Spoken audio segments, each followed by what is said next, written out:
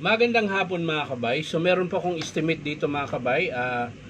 Ang job number nito mga kabay 39378 letter A. Ang model nito mga kabay D2117. Ito po yung old model ng DeWalt na 1/2 capacity, may hammer, may reverse. So ang problema nito mga kabay ito. Tulad din kanina, yung ni-repair ko na 024, alog din po. Sira din po yung chuck. Ayan. Tapos ayan mga kabay, nakasaksak siya, gumagana. Ayan. Pero pag nakaganyan, namamatay. Gumagana. Pag nakaganyan, nakapatay. So ang problema niyan mga kabay dito sa cord. Ayan, tingnan nyo po. Ayan, gumagana. Patay. Gana. Ayan. So putol po yung cord niyan mga kabay. Putol po yung cord nun. Pero ito mga kabay, ang problema nito yung gear case cover niya tsaka spindle. Ayan, so bubuksan natin mga kabay para makita nyo.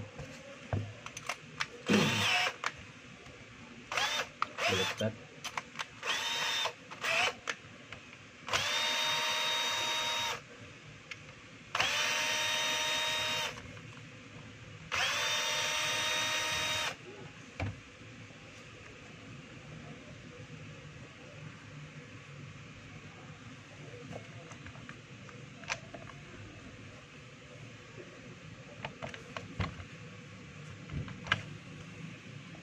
So yan mga kabay, ayan.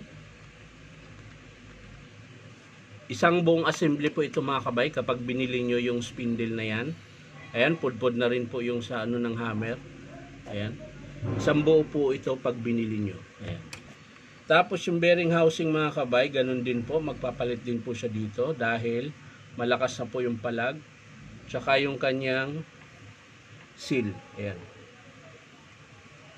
Ito po yung seal niya mga kabay para yung grasa hindi siya lalabas.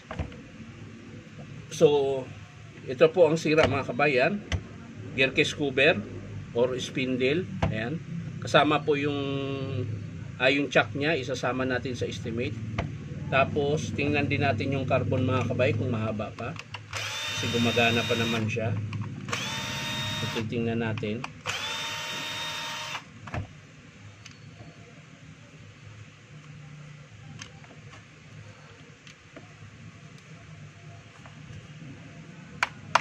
Ito pala mga kabay, old model na po ito ah. Bali wala na po ito sa phase out na po ito. So ayan mga kabay, yung carbon niya ay maiksi na rin. Ayan, ginawa na nga lang yung carbon niya mga kabay. Hindi na po siya talaga yung carbon niya. Ayan, maliit. So sasama natin yung carbon. Check natin yung armature mga kabay kung okay pa. Bunutin na lang natin para makita nyo po yung armature. Ayan. So binuksan na rin natin. So lubusin na natin. So ayan mga kabay. So okay pa po yung armature niya. Ayan. Field coil niya okay pa. Switch okay pa.